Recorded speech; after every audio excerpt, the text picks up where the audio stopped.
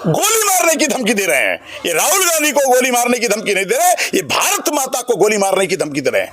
राहुल गांधी से नफरत इसलिए करते हैं क्योंकि राहुल गांधी संविधानवादी हैं, वो संविधान की रक्षा करना चाहते हैं। नफरत पैदा करने के लिए किया गया, इस देश में आपस में भाईचारा खत्म करने के लिए दिया गया।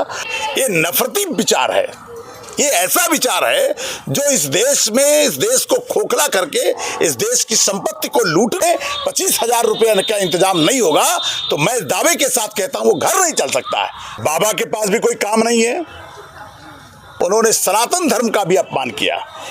कि जब बीजेपी पैदा नहीं हुई थी तब से सनातन धर्म को मानने वाले लोगों, कर्जदार कोई देश है तो भारत देश बन चुका है। आज इस देश में गांव गरीब के पास कमाने का कोई जरिया नहीं बच रहा है। बाल विवाह करने का कार्यक्रम किसने बना रखा था? इन्हीं लोगों ने बना रखा था। तो सनातन धर्म को नहीं, ये पाखंड को लेकर आना चाहते हैं। दूसरे से इतना नफरत करते थे कि छुआ पानी नहीं पी सकते थे, आप चारपाई में बैठ नहीं सकते थे। हम महिलाओं को स्तन ढकने के लिए टैक्स देना पड़ता था। देश के लोगों का ध्यान भटकाने के लिए कर रहे हैं। ट्रेड डील नहीं है, ये इस देश को गुलाम बनाने की तरफ हम आगे बढ़ चुके हैं। नमस्कार, आदाब दोस्तों, मेरा नाम है आज़ाद, आप देख रहे हैं आज़ाद बोल। उत्तर प्रदेश की राजनीति जिस तरह से गर्मा रही है, कल पहुंचे थे मोहन भागवत जी, उन्होंने कहा कि हिंदू धर्म को बचाने के लिए हर व्यक्ति को 3-3 बच्चे पैदा करने चाहिए और जनसंख्या बढ़ानी चाहिए। तो इसको आप कैसे देखते हैं अगर 3-3 बच्चे लोग पैदा करेंगे? मोहन भागवत जी का जो बयान है वो एक तो समाज विरोधी बयान है, देश विरोधी बयान है। इस देश में देश को बचाने की बात करनी चाहिए, भारत माता को बचाने की बात करनी चाहिए कि देश जिस तरह से संकट में है। मैं नहीं कहता कि आप 2 बच्चे करें या 3 बच्चे करें या 1 बच्चा करें, ये आपका व्यक्तिगत मामला है। आरएसएस से तो कुछ होता नहीं है। जो बयानवीर लोग हैं उनको समझना चाहिए कि उन्होंने जनसंख्या के क्षेत्र में क्या काम किया है। मुझे लगता कुछ नहीं किया। मेरा मानना है कि ये बयान जानबूझ करके इस देश में नफरत पैदा करने के लिए किया गया, इस देश में आपस में भाईचारा खत्म करने के लिए दिया गया।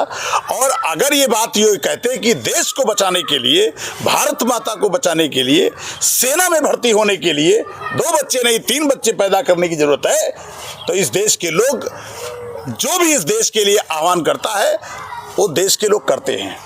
लेकिन ये नफरती विचार है, ये ऐसा विचार है जो इस देश को खोखला करके इस देश की संपत्ति को लूटने के लिए ये लगातार इस देश में खेल हो रहा है। आप जानते हैं इस देश में किसान और मजदूरों की हालत क्या हुई है। आप जानते हैं इस देश में जननायक राहुल गांधी जी को गोली से मारने की धमकी दी गई, उनकी जान लेने की धमकी दी गई।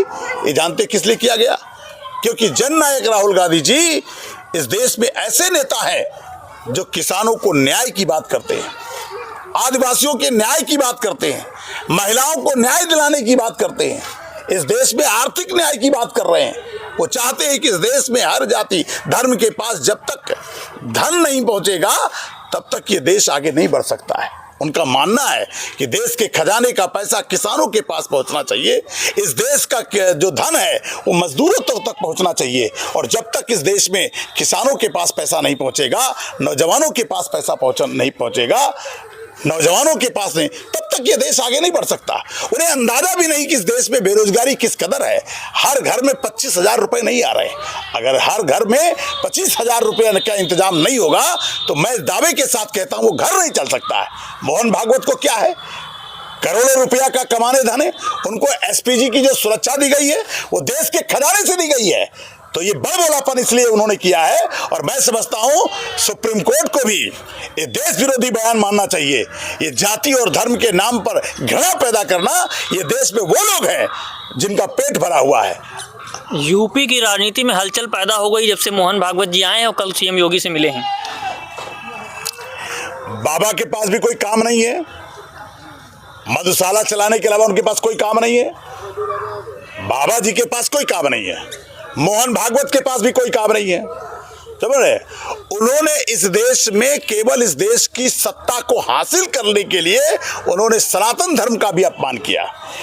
कि जब बीजेपी पैदा नहीं हुई थी तब से सनातन धर्म को मानने वाले लोगों, शैव धर्म को मानने वाले लोग हों, वैष्णव धर्म को मानने वाले लोग हैं, मुस्लिम धर्म को मानने वाले लोग हैं, हर जाति धर्म के मानने वाले लोग इस देश में रहते हैं और भाईचारा से रहते हैं।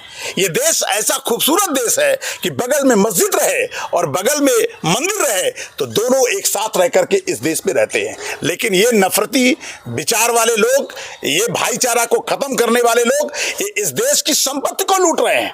आपको नहीं मालूम होगा कि इस देश में सबसे बड़ा अगर कर्जदार कोई देश है तो भारत देश बन चुका है। आज इस देश में गांव गरीब के पास कमाने का कोई जरिया नहीं बच रहा है। देश में गांव में लोग कैसे रह रहे हैं इसका अंदाजा नहीं है इनके पास। और आने वाले समय में आप देखिएगा कि ये जो हिंदू और मुसलमान की जो जाति धर्म इसका जो भेदभाव करने वाले, ये हजारों साल से भेदभाव करते हैं, ये महिलाओं से नफरत करते हैं। आपको मालूम ये ऐसा देश था जिस संस्कृति पर ये गर्व करते हैं, ये इतने खतरनाक लोग थे कि भारत देश में 10 वर्ष की बच्ची के साथ विवाह करते थे। ये वो देश है, ये ऐसी संस्कृति इन्होंने बना रखी थी। अगर इस देश में अंग्रेज नहीं आते, इस देश में बुद्धिमान लोग आगे नहीं होते तो आज इस देश में ऐसी स्थिति होती। ये बाल विवाह करने का कार्यक्रम किसने बना रखा था? इन्हीं लोगों ने बना रखा था। तो ये ऐसे खतरनाक लोग हैं, इनकी संस्कृति पर गर्व करने की बजाय इनसे लोग नफरत करते हैं। योगी जी और पूरी बीजेपी, नरेंद्र मोदी जी, सब लोग कहते हैं कि सनातन संस्कृति को वापस लेकर के आना है। तो इस सारा सनातन का जो काम हो रहा है, जिस तरह से आप बताएं, तो इसको यूपी में रामराज स्थापित कर दिया गया है, इसको क्या कैसे देखते हैं? सनातन धर्म को नहीं, ये पाखंड को लेकर आना चाहते हैं, ये अंधविश्वास को लेकर आना चाहते हैं, ये इस देश को गुलाम बनाए रखना चाहते हैं, ये इस देश में फिर से वो देश बनाना चाहते हैं। हजारों साल पहले जब एक व्यक्ति किसी दूसरे व्यक्ति से नफरत करता था, आप छू नहीं सकते थे, आप एक दूसरे से इतना नफरत करते थे कि छुआ पानी नहीं पी सकते थे, आप चारपाई में बैठ नहीं सकते थे, उनको मारा जाता था, उनको पीटा जाता था। और मैं इतिहास का विद्यार्थी हूं, अगर इतिहास में चला जाऊंगा तो ये देश तो ऐसा देश बना दिया था जहां महिलाओं को स्तन ढकने के लिए टैक्स देना पड़ता था। केरल राज्य में किसने किया था? ये कौन लोग थे? ये किस धर्म के मानने वाले लोग थे कि इस देश में आदिवासी महिलाओं को स्तन ढकने के लिए टैक्स देना पड़ता था? मैं इतिहास में जाना नहीं चाहता, मैं बड़े साफ शब्दों में कहना चाहता हूं, इस देश को बड़ी मोहब्बत के बाद 1947 के बाद ये देश बना है। ये बहुत मोहब्बत का देश है, इसमें हर जाति धर्म के लोग रहते हैं। और मैं आपको ये बताना चाहता हूं, ये देश तभी देश बना है जब 1947 में देश बना, इस देश में सबको अधिकार मिला। इसीलिए ये भारत के संविधान से नफरत करते हैं, राहुल गांधी से नफरत करते हैं। राहुल गांधी से नफरत इसलिए करते हैं क्योंकि राहुल गांधी संविधानवादी हैं, वो संविधान की रक्षा करना चाहते हैं और जो संविधान को बनाता है वही संविधान की रक्षा कर पाता है। आपने सुरक्षा की बात की, राहुल गांधी जी को जिस तरह से गोली मारने की बात की गई, 25 सांसदों को मारने की घर में घुस के बात करी गई, और वहीं पर हम विजुअल जब देखते हैं कि लोकसभा के भीतर प्रधानमंत्री नहीं आते हैं और लोग स्पीकर के जरिए कहा जाता है कि उनकी सुरक्षा को खतरा है, बीजेपी या अन्य कांग्रेस की जो महिला सांसदें हैं वो दांतन तक काट सकती है। कई सारे नेताओं ने बाइट दे दी, खुलेआम कहा गया। तो कैसे एक जहां पर राहुल गांधी जी को गोली मारने की बात कही जा रही है, कोई एक्शन नहीं होता, दूसरी तरफ प्रधानमंत्री लोकसभा के भीतर सुरक्षित नहीं है।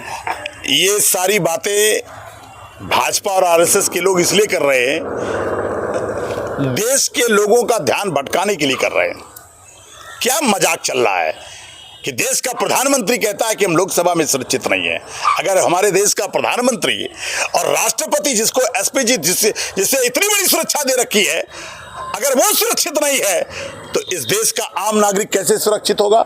लेकिन विषय ये नहीं है, विषय ध्यान को भटकाने के लिए है, क्योंकि जानते हैं कि अमेरिका के किसानों की जो फसल यहां पर आएगी वो 0 टैक्स पर आएगी, उस पर कोई टैरिफ नहीं लगेगा।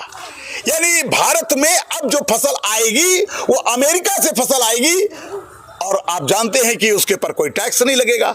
लेकिन भारत का किसान की जो फसल है वो अमेरिका अगर जाएगी तो उस पर 18% अब तक लगा रखा था। ये कैसा डील किया है? ये ट्रेड डील नहीं है, ये इस देश को गुलाम बनाने की तरफ हम आगे बढ़ चुके हैं। आर्थिक रूप से कमजोर करने के लिए, किसानों को कमजोर करने के लिए, मजदूरों को कमजोर करने के लिए, नौजवानों को बेरोजगार करने के लिए यही देश तो था। पहले भी राजा महाराजा थे, उनके पास धन दौलत संपत्ति सब होती थी, लेकिन इस देश के गरीब कमजोर लाचार लोगों के पास कुछ नहीं होता था। इस देश पे पढ़ने लिखने का अधिकार भी आजादी के बाद मिला है, इस देश पे संपत्ति रखने का अधिकार जो है आजादी के बाद मिला है। इस देश पे हर जाति धर्म के लोग आगे बढ़ सके, इसके लिए भारत का संविधान है। और इसीलिए कि हर जाति धर्म के लोग न बढ़ें, इसके लिए वो भारत के संविधान से नफरत करते हैं और इसके कारण जो है वो राहुल गांधी को गोली मारने की धमकी दे रहे हैं। ये राहुल गांधी को गोली मारने की धमकी नहीं दे रहे, ये भारत माता को गोली मारने की धमकी दे रहे हैं। राहुल गांधी को इस देश के लोग जान से ज्यादा प्यार करते हैं और अगर राहुल गांधी पर खरोच भी आएगी तो इनको यह नहीं पता है कि अगर गांधी पर खरोच आती है तो ये देश उठ खड़ा होता है और अपनी लड़ाई को लड़ना जानता है।